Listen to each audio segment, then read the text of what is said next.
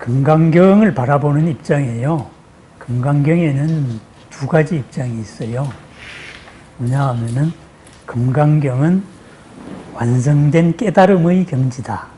깨달음을 노래한 경전이다.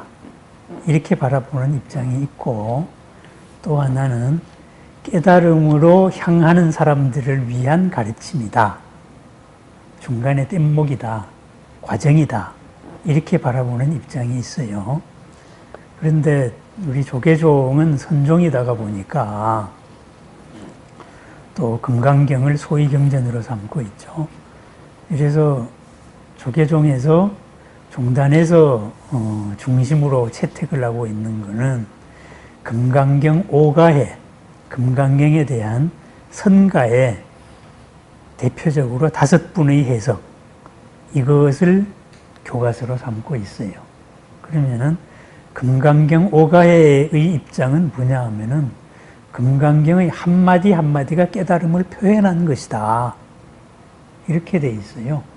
그래서 금강경 오가해를 보면은 한 구절 한 구절마다 선적인 화두를 던지고 또 오묘한 이제 시를 읊고 이렇게 해서 이미 금강경 하나하나가 완성이다. 완성을 노래한, 그러니까 선사들이 어떤 개송이나 이런 것 같이 이렇게 바라보는 입장이고, 그런데 저는 이제 금강경을 그런 입장이 아니고 경 그대로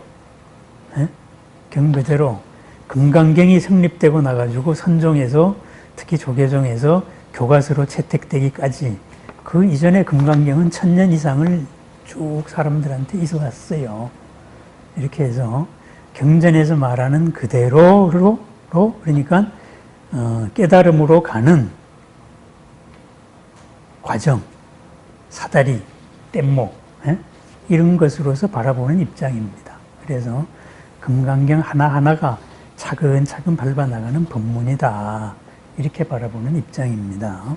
그런 게 있고, 그래서 제 해석이 자꾸 교학적으로 나가는 이유가 그거예요. 또 뭐 교학 외에 딴 것도 없습니다. 그 다음에 금강경의 번역에 보면은 현재 우리가 독송을 하고 외우고 있는 금강경의 번역은 요진, 그러니까 300입니다. 구마라집 스님이 번역한 거를 채택을 하고 그것으로 독송을 하고 있어요. 그런데 금강경은 중국에서 7번이 번역이 됐습니다. 사실은 구마라집 스님 번역에 이건 뭐 이상하다, 미흡하다 이렇게 해서 7번 번역됐다는 거는 자꾸 이렇게 좀 애매하다, 미흡하다 이래가지고 새로 번역된 거예요. 이렇게 해서 금강경 번역의 완결판이 현장 스님 번역입니다. 그럼 현장은 640년대 사람이니까 구마라집하고 거의 한 300년 차이가 납니다.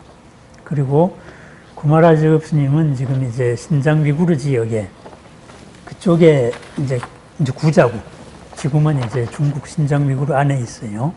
이쪽 스님이었던 반면에 현장은 인도 본토를 간 거죠. 인도 본토도 그냥 간 게 아니고 막대한 후원을 받아가지고 본토에서 정식으로 아주 직사 대접을 받으면서 공부를 했단 말이에요. 이래서 현장 번역이 거의 가장 원전에 가깝습니다. 원전의 직역입니다.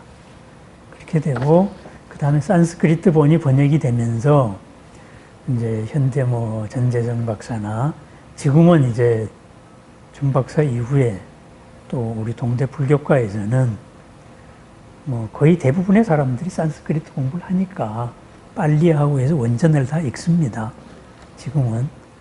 그렇기 때문에 이제 원전에 대한 연구는 지금 많이 돼 있어요. 근데 이 원전에 대한 연구로 봤을 때 이제 현장 스님 번역이 거의 정확하다. 지금 이렇게 됐어요. 다만 그걸 어떻게 현대어로 표현할 거냐. 이것이 현대어역입니다.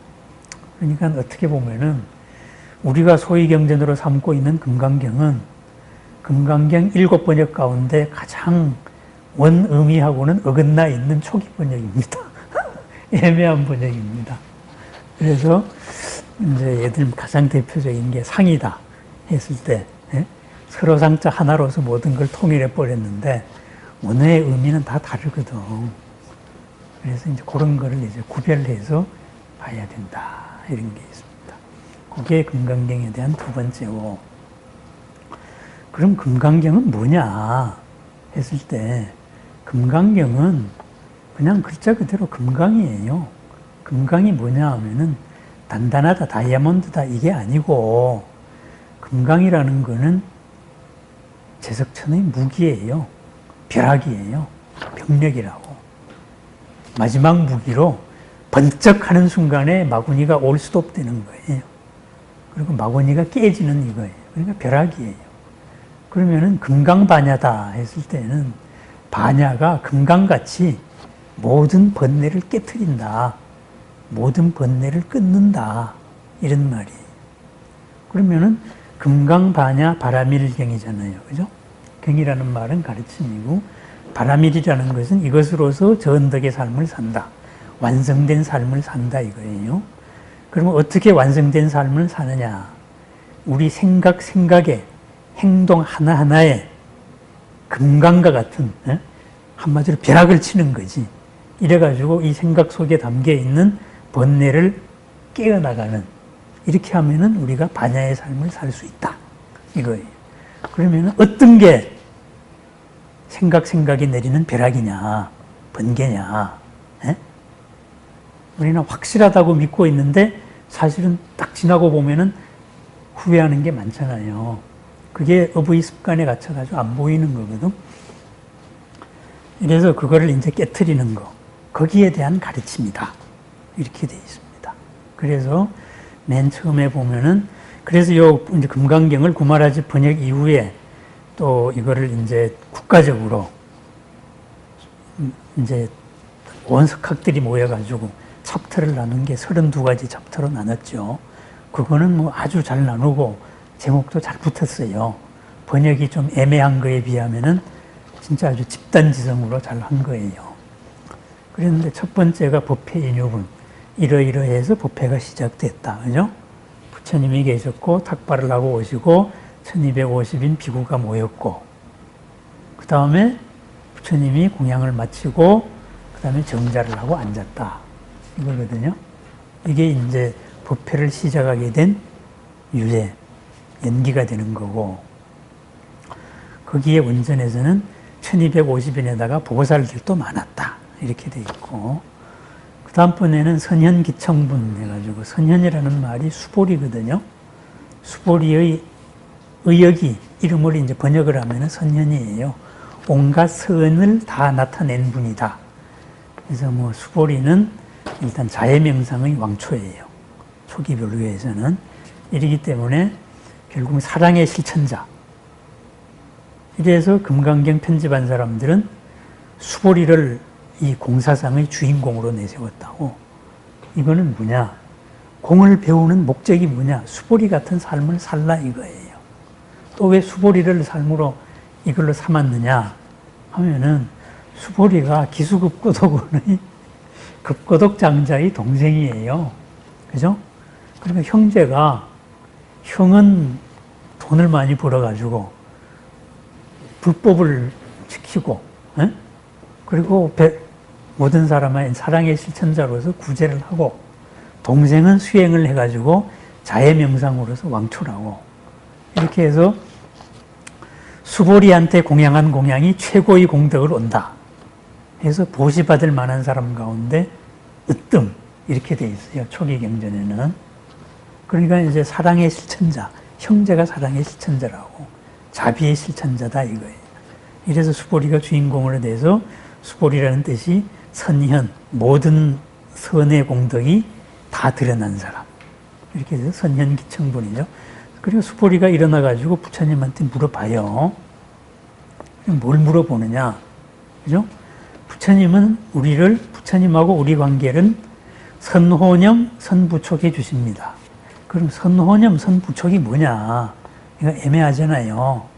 이게 뭐냐 하면은 최상의 은혜를 우리한테 베풀어 주신다. 최상의 호의를 베풀어 주신다. 이 말이에요. 그러면 부처님과 우리의 관계는 명확해진 거예요. 부처님은 최상의 호의와 최상의 은혜로서 우리를 항상 이렇게 지켜주는 분이에요. 신앙적으로. 예? 그리고 우리는 그 부처님을 통해서 부처님으로 다가가는 사람들이고, 그래서 발취 보살 승자, 보살의 수레를 타고 나아가는 사람들이 우리입니다. 그래 현장 번역에서는 그렇게 발취 보살 승자 이렇게 나와요. 이렇게 돼서 보살의 수레를 타고 가는 우리는 이제 세 가지를 묻습니다. 어떻게 뜻을 세워야 됩니까? 그죠? 그 다음에 운하 수행. 어떻게 수행을 해야 됩니까? 그리고 운하 항복기심. 어떻게 그 마음을 항복받아야 됩니까? 이렇게 세 가지를 물어요. 세 가지를 묻는데 우리 구마라지 번역에서는 어떻게 수행해야 됩니까? 이걸 빼먹어요. 그래서 뭐 큰 적은 없는데 그거는 중요한 거예요. 그렇게 하여튼 금강경의 내용은 딱 그 세 가지입니다. 그러니까 우리는 어떻게 뜻을 세워야 되느냐? 결국은 어떤 마음 상태에 항상 머물러 있어야 되느냐? 그죠? 마음을 어떻게 머무를 건가? 이 마음에서 바뀌면 안 되니까, 벗어나면 안 되니까. 그래서 어떻게 뜻을 세우느냐? 그리고 어떻게 수행하느냐? 수행 과정에서 어떻게 우리가 마음을 다스리느냐? 이 세 가지를 물었어요. 그게 선현기청분이에요. 이렇게 물으니까 세 번째에서 나오는 게 대승정종분이다. 이렇게 이름 붙였는데, 대승정종분이다. 이건 뭐예요? 이름을 기가 막히게 붙인 게 대승의, 그죠?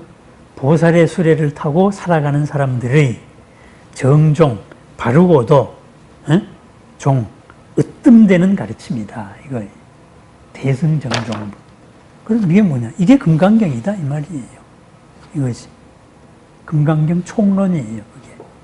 그 금강경 총론 대승정종분이 수보레의 세 무릎에 대한 부처님의 답변입니다. 그래서 그 부처님의 답변이 뭐냐 하면은 열애는 선호념 선부촉, 최상의 은혜와 최상의 호의를 베푸시는 분이다. 맞다. 관계예요. 그 다음에 그러면은 니들은 어떻게 마음을 세울 것이냐, 어떤 마음에 머물러야 되느냐 했을 때 첫 번째로 나오는 게 모든 생명을 전부 다 완전한 열반에 들게 하겠다. 이런 마음을 가지라 그래요. 이게 목표예요. 그러면은 어떻게 수행을 할 거냐? 그런데 모든 생명을 완전한 열반에 들게 하면서도 내가 열반에 들게 한 중생은 없다. 이렇게 생각을 하라고 했어요. 그럼 어떻게 마음을 항복받을 것이냐? 거기에서는 왜 그래야 되느냐 했을 때 두 번째 문장이 보살이라면은 중생상이 있으면은 중생이라는 생각이 있으면은 보살이 아니기 때문이다. 이렇게 돼 있어요. 요 문장이 또 구파라집 스님 번역에서 빠져 있어요. 아주 중요한 문장인데, 그죠? 앞에 모든 중생을 열반에 들게 하겠다. 그렇지만은 내가 열반에 들게 한 중생은 없다. 요거는 있고 왜 그러냐 하면은 보살이 중생이라는 생각에 머무른다면은, 중생이라는 것이 있다라는 생각에 머무른다면은 보살이 아니기 때문이다. 이렇게 돼 있어요. 왜 그러냐? 왜 보살이라면은 중생이라는 중생상이라는 상에 머물지 않느냐? 그것은 보살은 아상, 인상, 중생상, 수자상이 없기 때문이다. 이렇게 얘기를 해요. 그게 세 번째입니다. 그러면은 여기서 아상, 인상, 중생상, 수자상이라는 말은 뭐냐 하면은 불교 말고 그 당시의 모든 딴 종파 사상들을 말하는 거예요.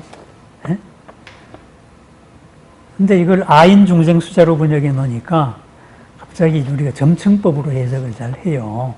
부처님이 중국 사람이 아닌데 아라는 건 나라는 생각이고, 인이라는 거는 우리 사람이라는 생각이고, 중생이라는 건 확장된 생각이고, 수자라는 거는 생명 더 확장된 생각이다. 이렇게 떠들고, 또 어떤 분들은 이는 이제 이런 이제 아공을 얘기하는 거고, 예? 중생수자는 법공을 얘기하는 거고, 이거는 중국식 해석이라. 뭐냐 하면 아상이라는 건 아트만에 대한 생각이에요. 모든 것은 브라마에서 파생된 아트만이다. 소위 말해서 힌두교적인 이 사상을 부정하는 거예요. 그래서 현장 스님의 번역을 보면 아상, 인상, 중생상, 수자상이 아니고 한 10개, 거의 10개가량이 나와요. 수자상, 작자상, 마나파상, 부드갈라상, 어쩌고 저쩌고 해서. 예? 그래서 그럼 아상으로 대표되는 건 뭐냐? 이것은 영원한 딱 절대자가 있고, 예? 이 절대자에서 파생된 게 우리다. 절대자를 인정하고 우리는 이렇게 한계를 나누는 이런 개념이에요. 요즘식으로 말하면 아상이 뭐냐 하면은, 아트만상이 뭐냐 하면은 기독교 같은 거예요. 회교 같은 거예요. 그러니까 우리는 피조물이니까, 그러니까 중생일 수밖에 없는 거라, 그렇게 생각하지 말라는 거예요. 그 다음, 인상. 생명이다. 하는 거는, 이거는 뭐냐 하면은, 인상은 이제 뿌드갈라상인데, 이것은 영혼이다. 뿌드갈라라는 영혼이 있는데, 얘가 몸속에, 육체 속에 갇혀 있다는 거야. 자이나교가 그래요. 부처님도 여기에 쏘가가지고 6년 고행을 한 거라, 몸을 학대하면은 이 뿌드갈라가 몸에서 해방돼가지고 열반에 내 갈까? 이래가지고. 그래서 이 뿌드갈라라는 영혼이 있어가지고 얘가 우리다. 우리의 실체다. 이거거든요. 그렇게 생각하지 말라 이거예요. 그죠? 그 다음에 이제 생명에 대한 생각. 생명, 수자상이죠. 이거는 뭐냐 하면은 다 그런 거 헛소리고 별 볼 일 없고, 생명이 있을 때만 우리는 의식이 있고 아무것도 없는 거야. 죽으면 끝이야. 이 말이. 이런 사상파예요. 그러니까 죽고 나면 꽝이다 이거예요. 인과도 없고 뭐도 없고, 그러는 단멸론, 회의론 이런 거예요. 요즘식으로 말하면. 컴퓨터가 전기가 있을 때는 막 움직이는데 전기 딱 끄는 순간에 꽝이다. 우리 생명도 마찬가지다. 이런 파를 말하는 거예요. 그 다음에 이제 중생상이다 했을 때는 여러 가지 학설에 의해 가지고 이리저리 유전하는 존재. 그래서 중생상은 종류가 많아요. 이런 거예요. 그러니까 한마디로 말하면 뭐냐. 아상, 인상, 중생상, 수자상은 연기적으로, 불교적으로 생각하지 않은 모든 우리에 대한 규정이에요. 그럼 이걸 총론을 하면은 거기에 두 번째, 구마라즘이 빼먹은 거. 이 문장에 보면은 정당한 수행자라면은 나도 중생으로 생각하지 말고 누구도 중생으로 생각하지 말라 이거예요. 그럼 뭐예요? 실체가 없으니까 연기적으로 지금 중생 노릇을 하는 과정의 존재가 있는 거예요. 본래 부처예요. 그래서 부처가 부처 됐으니까 내가 부처로 만든 중생이 어디 있어? 중생이 원래 없었는데. 그죠? 중생 노릇을 지금 잠깐 업에 씌여가지고 하고 있을 뿐인 거라. 중생이 실체가 없는 거라. 실체로서의 중생은 없다 이 말이에요. 그죠? 그러니까는 내가 열반에 들게 한 중생은 없다. 이 말은 뭐냐? 나도 중생이 아니란 소리예요. 지금 중생 노릇을 하고 있지만은 연기적으로 보면은 지금 번뇌의 때에 의해 가지고 중생 노릇을 하고 있어. 하지만 이건 아무것도 아니다 이거예요. 지나가는 과정의 하나다 이거죠. 이렇게 마음을 다스려 나가고 수행을 한다. 이게 대승의 바른 뜻이에요. 그래서 요 대승의 바른 뜻 다음에 요게 총론이라면은 우리는 누구나 부처로서 부처로 완성이 돼야 됩니다. 중생상을 유발하는 생각 방식에 우리가 꼬드겨 넘어가면 안 됩니다. 이렇게 딱 전 총론을 규정하고 그 다음부터가 강론이 시작이 돼요. 강론이 시작되는데 그러면은 그 네 번째가 뭐냐? 이것은 보시에 대한 얘기부터 시작한다고. 머무름 없는, 무엇에도 머무르지 않는 보시를 해라. 이렇게 시작을 해요. 왜 보시에 시작하느냐. 그래서 이제 거기에 대한 챕터 제목이 묘행 무주분이에요. 묘행, 올바른 행, 올바른 삶. 너무나 올바라가지고 우리 중생적으로 보면 묘하다고. 에? 참 이상한 것 같은데 딱 결과를 놓고 보면 정확하게 간 거지. 이런 올바른 실천은 무주, 머무름이 없다. 집착하는 바가 없다. 무엇에 근거해서 생각하지 않는다. 이 말이거든요. 묘행 무주분이거든요. 그래서 이것은 그 무엇에도 머무르지 않고 보시를 한다. 이렇게 돼 있어요. 왜 보시를 첫 번째로 총론에서 어떻게 우리 마음을 다스리는데 총론으로 내세웠을까요? 연기적으로 생각을 해봐요. 우리의 삶 자체가 다 보시라고. 우리의 삶은 누구한테 뭔가를 주고 그 다음에 그 사람한테 이렇게 받는 거예요. 연기적으로 관계 속에서 우리가 산다 이 말이에요. 내가 좋은 거를 주지 않으면 나쁜 걸 주거나 아니면 그저 그런 거를 주는 거예요. 그런데 우리가 보시라고 말을 했을 때는 불교의 목적이 뭐예요? 고를 일으키지 않는 거란 말이에요. 고가 없는 삶을 사는 거거든. 고를 일으키지 않으려면은 주는 거를 정당한 거를 주라. 고를 일으키지 않을 걸 주라 이거예요. 고를 일으키지 않는 걸 주는 게 보시예요. 그죠? 상대를 두려움 없게 하고 상대를 이롭게 하고. 그러면 이로움이 나한테 돌아오면은 이로운 공덕이 나한테 돌아오면은 나는 괴로움이 없어요. 한계에 지어진 불만족이 없으니까 그걸 이름하여서 복이라 그래요. 그래서 그 묘행무주분의 딱 단락을 보면은 소리에도 뭐 색성향 미촉법 도무소주 응무소주 그 어떤 무엇에도 집착하지 말고 보시를 해라. 그러면은 거기에서 돌아오는 공덕은 시방세계의 온 허공보다도 더 많은 공덕이 돌아올 것이다. 이렇게 말해요. 그건 뭐예요? 복덕이 그만한 복덕으로 오면은 고가 없잖아요. 그죠? 그러면 완전한 이고등락의 삶을 살 수 있다. 바로 그게 삶의 총론이에요. 삶의 총론. 예? 그래서 묘행무주분. 실천에서 이제 강론에서 그렇게 돼서 그 무엇에도 머물지 마라 했을 때 거기 나오는 무주상 할 때는 구마라집 스님은 서로 상자로 번역을 했는데 거기에 해당되는 거는 이제 니밌다 해가지고 요거의 원어는 뭐냐 하면은 어떤 인상, 개념 이런 거예요. 우리가 무엇에 대해 가지고 딱 부닥칠 때 첫 번째 느껴지는 인상이 있잖아요. 그죠? 저거 좋다, 저거 나쁘다, 저거 이롭다, 해롭다 이런 인상. 첫 번째 판단을 말하는 거예요. 그 판단을 중생식으로 하지 마라. 중생상으로 하지 마라. 이 말이에요. 왜 그래야 되느냐? 우리의 인상 딱 여기에는 연기적으로 딱 따져보면은 우리 업이 판단을 하고 있는 거거든, 사실은. 네? 사람이 왜 사기를 당합니까? 좋다고 생각해가지고 간 거거든요. 그죠? 근데 지나고 보니 좋은 게 아니잖아요. 왜 좋다는 인상. 금강경식으로 말하면 상이 들었을까? 네? 업이 일으킨 판단이에요. 이렇게 해서 거기에 머물지 말아요. 그럼 어떻게 되겠습니까? 이쁘다고 해가지고 확 꼴리다가 우리가 탈날 수도 많잖아요. 그죠? 이쁨 속에 숙어가지고. 예? 친절하다 그래가지고 혹가닥 넘어갈 수도 있고. 그런 게 전부 다 지각이에요. 인상이에요. 이런 거에 머물지 마라. 그래서 색성향 미촉법. 하다못해 사물이 아니라 관념에도 머무르지 마라. 예? 우리같이 한편이다 해가지고 휩쓸려 가지도 마라. 이게 응무소주예요. 도무소주, 아무 것에도 머무르지 않는 보시, 머무르지 않는 삶을 살아라. 이 말. 그렇게 하면은 현재의 내 판단보다 더 큰 판단으로 살게 되잖아요. 그러면은 내 판단이 일으키는 것보다 더 큰 복을 이룰 수가 있어요. 그럼 부처님 같으면 어떻게 돼요?